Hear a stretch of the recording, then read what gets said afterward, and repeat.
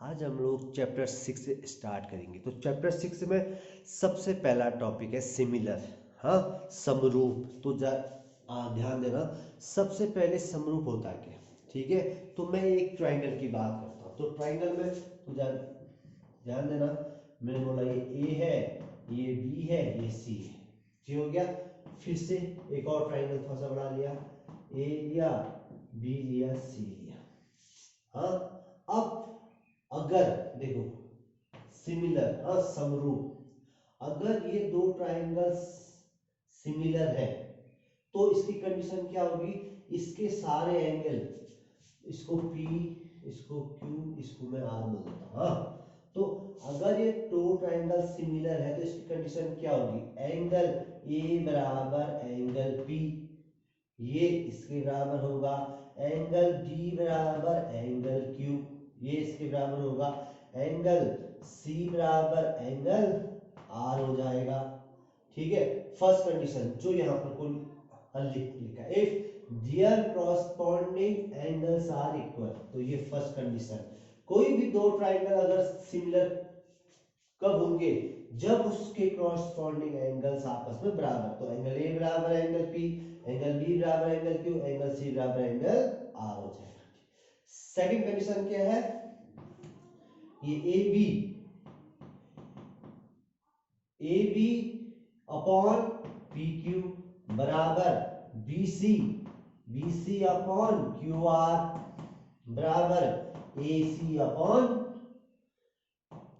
P R. तो दूसरी condition ये है, अगर क्रॉसपॉन्डिंग साइड्स आर प्रोपोर्शनल, तो जो इनका रेशियो है ना, ए बी और पी बी, ऐसे बी सी और क्यू आर, तो इनका रेशियो भी क्या होना चाहिए, समान होना चाहिए, ठीक हो गया। हिंदी में जिनके संगत कोण समान हो, मतलब ये बराबर ये हो, ये बराबर ये हो और ये बराबर ये हो, जिसके संगत कोण समान हो और जिसके संगत भुजाओं का अनुपात भी समान हो। तो सबसे पहले सिमिलर, तो हमेशा सिमिलर की, तो जब भी हम ट्रायंगल की बात करेंगे तो सिमिलर इक्विलेटरल ट्रायंगल समबाहु के लिए आएगा, हाँ।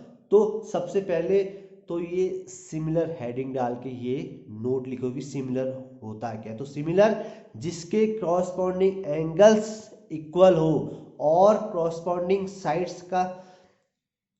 साइड्स के जो रेशियो होंगे ना वो सेम होंगे, ठीक। तो सबसे पहले इसको नोट करो। तो हम लोग कुछ सिमिलर और हिंदी में समरूप के एग्जाम्पल देखो।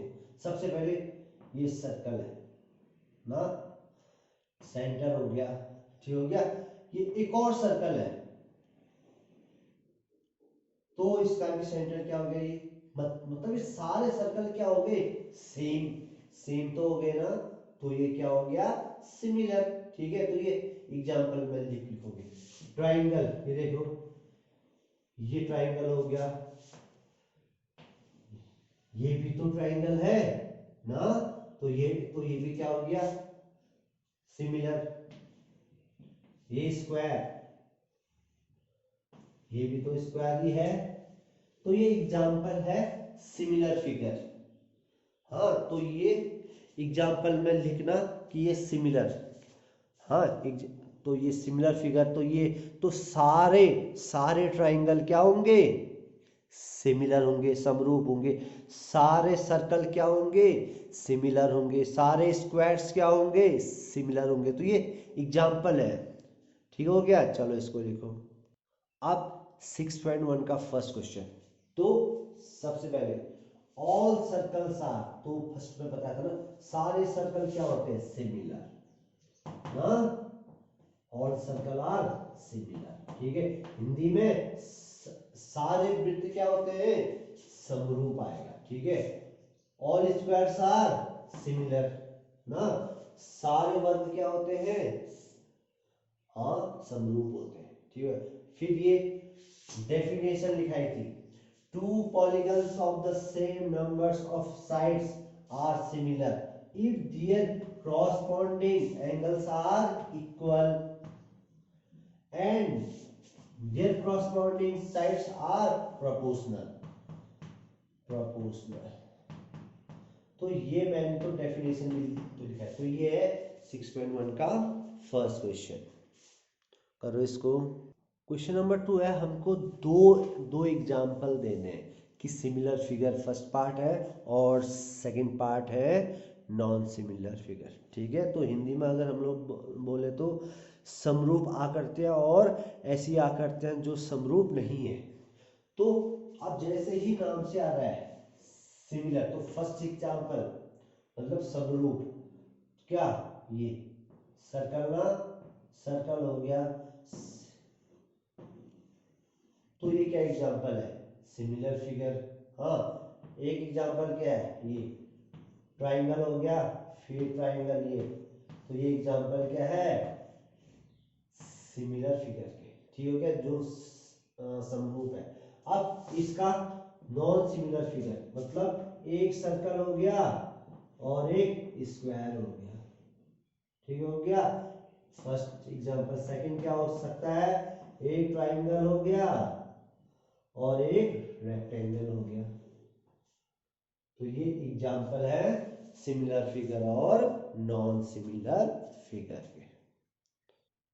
क्वेश्चन नंबर 3 है, तो हमको क्वेश्चन नंबर 3 में ये बताना है कि क्या ये सिमिलर है या नहीं, क्या ये समरूप है या नहीं। तो सबसे पहले हमको पता है कि सारे एंगल्स बराबर होने चाहिए। तो यहाँ पर अगर हम देखें तो ये क्वाड्रिलेटरल और ये स्क्वायर है। क्यों, क्योंकि इसके चारों साइड 90 है ना ये। तो सबसे पहले इसका क्या है, एंगल्स तो सेम नहीं है।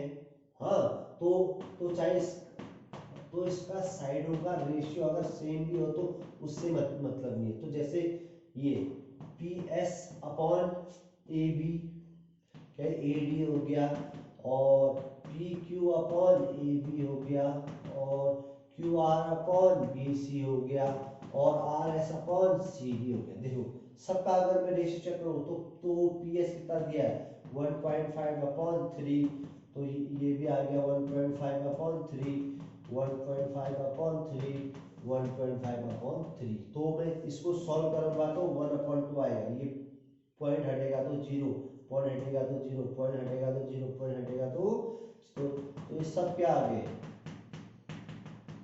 तो इससे ये होता है कि इसके क्रॉसपॉन्डिंग साइड तो साइडों का रेशियो तो इक्वल है, मगर इसके एंगल्स आपस में सेम नहीं है। तो इसके क्रॉसपॉन्डिंग एंगल्स भी आपस में सेम नहीं है। तो सिमिलर का क्या, सिमिलर की कंडीशन क्या होती थी कि सारे एंगल्स सेम हो ना, सारे क्रॉसपॉन्डिंग एंगल सेम हो और सारे साइडों का रेशियो भी सेम हो। तो ये क्या हो गया, सिर्फ साइडों का रेशियो ही सेम है। तो हम लोग बोलेंगे, तो ये लास्ट पार्ट में तो हम लोग बोलेंगे कि फिगर आर नॉट सिमिलर। हाँ, ये समरूप आकृति नहीं है। 10th वालों के लिए इस साल सबसे इंपॉर्टेंट थेल्स, ध्यान देना, थेल्स या फिर इसको बीपीटी थ्योरम। हाँ, थेल्स या बीपीटी बेसिक प्रोपोर्शनल थ्योरम सबसे इंपॉर्टेंट है। हाँ, तो ये 6 मार्क्स का आता है।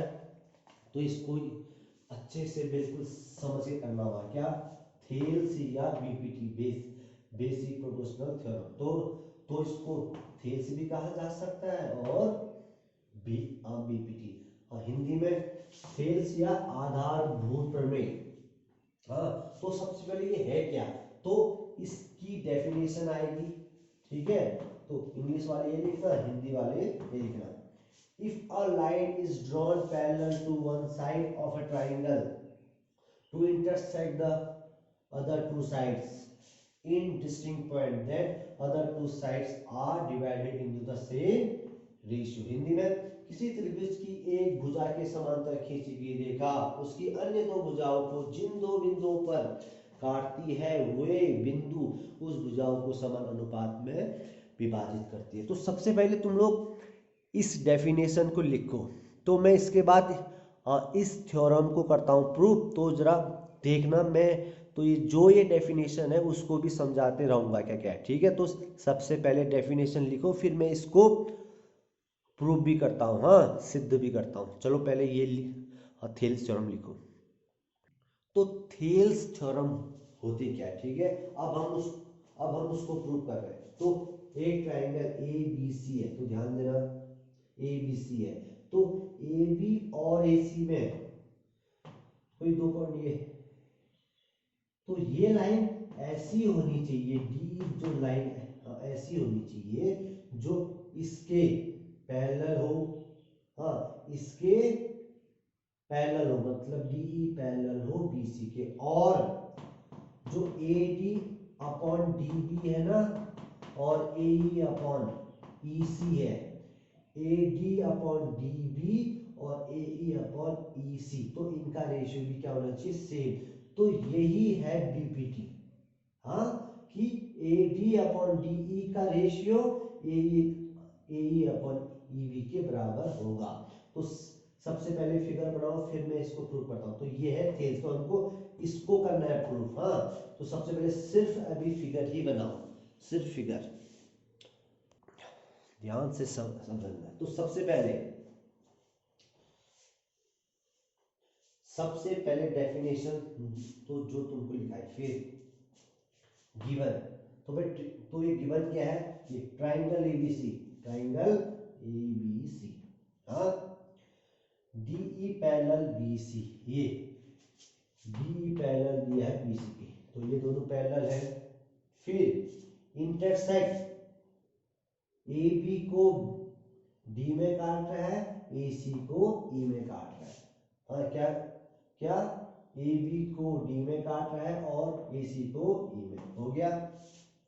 हमको सबसे मेन है, हमको प्रूव क्या करना है, A D upon D B A E upon E C, ठीक हो गया।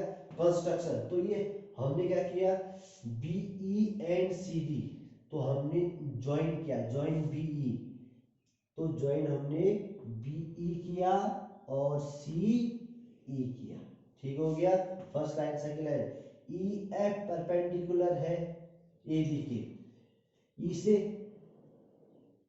एक ए बी पर परपेंडिकुलर खींचना है, मतलब जो 90 हो, तो इसका नाम क्या हो गया, एफ। तो E F perpendicular A B, और ये क्या है, डी जी, तो यहां से भी एक परपेंडिकुलर खींचा है यहाँ पर को, तो इसका नाम बोलते हैं डीजी। तो डीजी परपेंडिकुलर है, हाँ, एसी पर। तो सबसे पहला लाइन, तो इतनी चीज लिखो, फिर मैं तो ये करता हूँ प्रूफ, तो मैं ये यहाँ से लिखूंगा, हाँ, तो प्रूफ में ऊपर से, तो ये चीजें होनी चाहिए। तो भाई 6 मार्क्स का क्वेश्चन है, तो गिवन होना चाहिए, प्रूफ होना चाहिए, कंस्ट्रक्शन होना चाहिए, ठीक है। तो मैं अब इसको लिखूंगा आगे को। तो सबसे पहले हम लोग प्रूफ में क्या लिखेंगे, तो जरा ध्यान देना, कौन सा triangle, triangle D B E, देखो डी बी ई, तो हम इस ट्राइंगल की बात कर रहे हैं, हाँ, triangle D B E and triangle D E C, D E C, तो इन दो ट्राइंगल की बात कर रहे हैं, ठीक हो गया। तो triangle D B E and D E C are on same base, देखो इन दोनों ट्राइंगलों का सेम बेस क्या है, डीई है, and between the same parallels DE and B. तो भाई नाइन्थ में ये, तो ये नाइन्थ में प्रॉपर्टी थी, अगर बेस सेम हो और पैरेलल लाइंस हो तो क्या होता था, तो एरिया, तो ध्यान देना, area of triangle D B E बराबर area of triangle D E C होता था।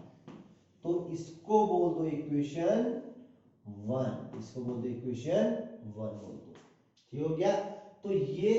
तो ये सेम एरिया क्यों हुआ, क्योंकि इन दोनों ट्राइंगलों का बेस सेम है और ये पैरेलल लाइंस के बीच में। तो ये हो गया फर्स्ट पार्ट हो गया, ठीक है, मतलब थोड़ा सा फर्स्ट इक्वेशन तक आ गया, इसको लिखो। अब इसके बाद जरा ध्यान देना, हाँ, तो सबसे पहले हम लोग क्या करेंगे, ट्राइंगल ए डी ई लेंगे, ध्यान देना, ए डी ई लेंगे। तो इसमें हम लोग क्या जानते हैं, ई एफ परपेंडिकुलर है कहां, ए बी पर।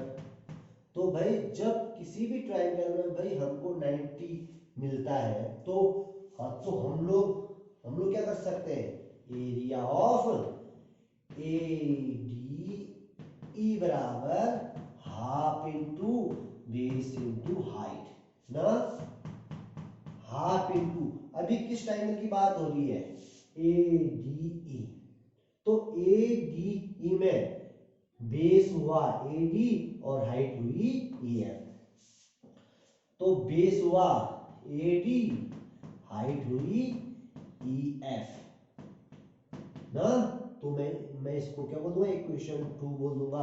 फिर से मैं क्या करूंगा, area of triangle DBE, triangle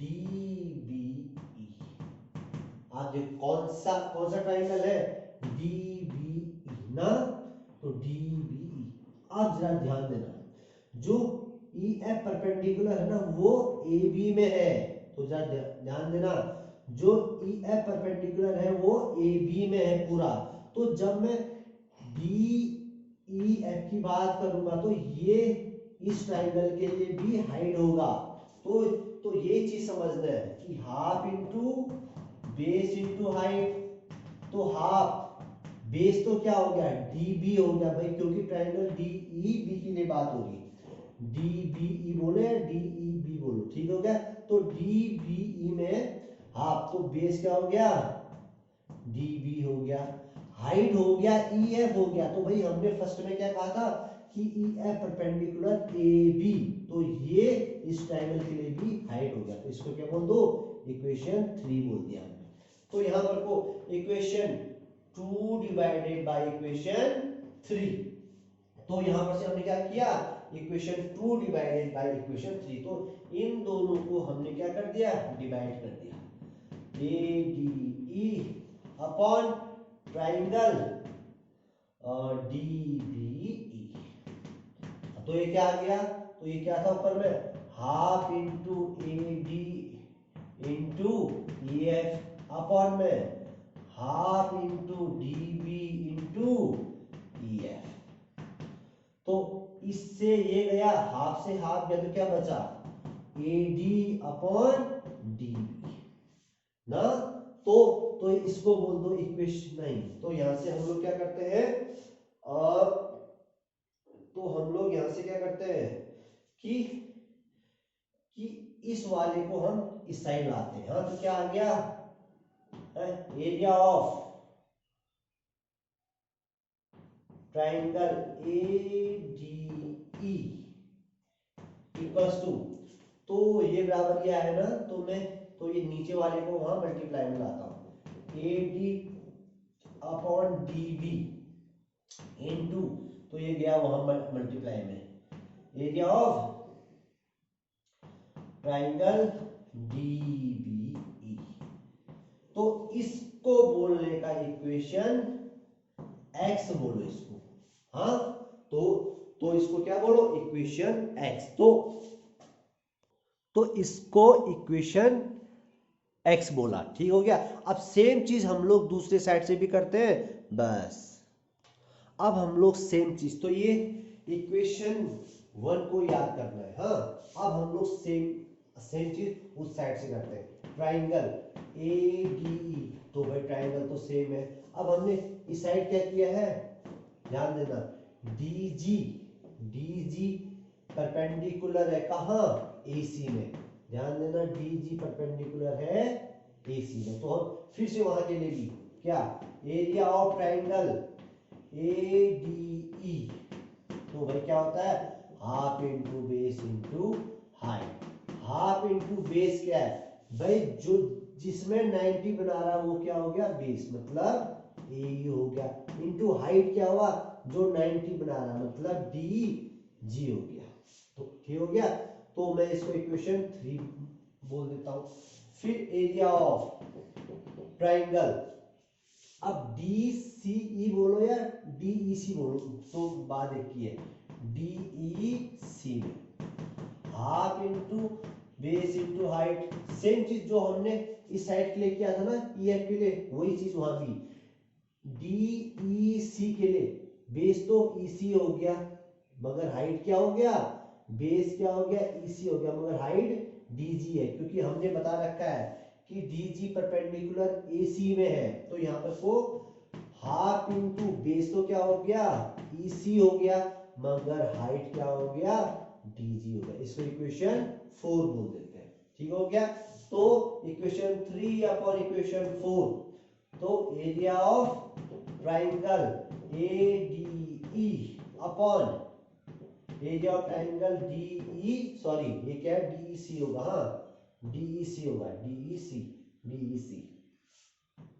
तो ये क्या, तो क्या हो गया, हाँ अगर हम इन दोनों को डिवाइड करते हैं, किस को, AC into DG upon half EC into DG, तो DG से DG हाफ से हाफ गया तो क्या बच गया, AC अपॉन EC बच गया। ठीक है, फिर से यहां क्या करता हूं मैं, तो ये ऊपर वाले को ऐसे ही लिखा ADE ना, तो इस वाले को ऐसे लिखा इक्वल्स टू, इस वाले को मैं यहां मल्टीप्लाई में भेज देता हूं, AC अपॉन EC, ये क्या है AC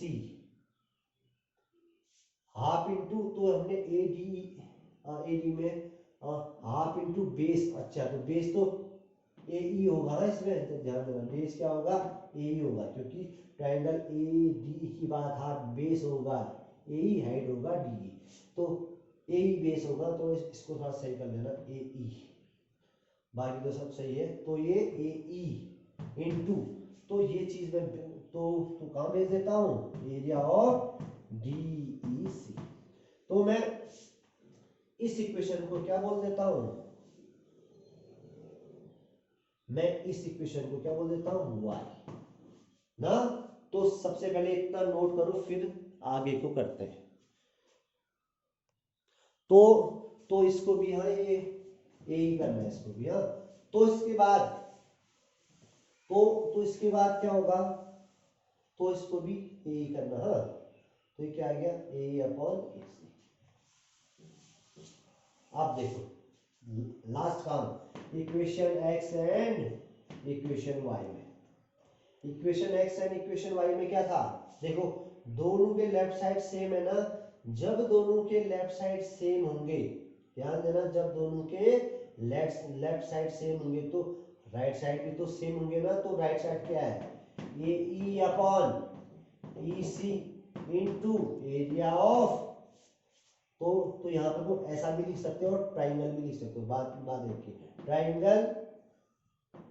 triangle DEC equals to यहाँ AD upon DB into area of triangle क्या है ये, DBE ना, तो ये है। तो हमने क्या किया, इक्वेशन x और y से, जब दोनों के लेफ्ट साइड सेम है तो दोनों के राइट साइड सेम होंगे ना। तो फ्रॉम इक्वेशन 1,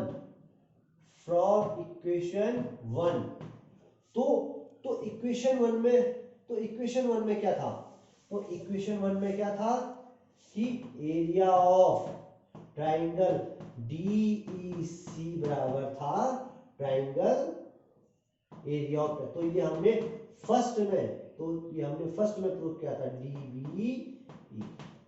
तो ये हमने इक्वेशन 1 में, तो फ्रॉम इक्वेशन 1 में क्या था कि एरिया ऑफ DEB बराबर DEB। तो अब देखो, तो ये तो हमने प्रूव किया था, तो मतलब इससे ये कट गया क्योंकि ये दोनों सेम थे। ठीक है, तो इक्वेशन 1 प्लस, तो इससे ये कटा तो क्या बचा, AE अपॉन EC बचा और AD अपॉन DB बचा, तो ये हो गया हेंस प्रूव्ड। तो ये क्वेश्चन 6 मार्क्स का है। ठीक हो गया, तो इसको समझ के करो। ठीक है, तो ये लाइन लिखनी बहुत जरूरी है कि ये दोनों एरिया आपस में बराबर है। हमने इक्वेशन 1 में इसको प्रूव किया था, तो अगर ये दोनों बराबर है तो इससे ये कट जाएगा, तो जो बचेगा आंसर तो समझ के करो चलो।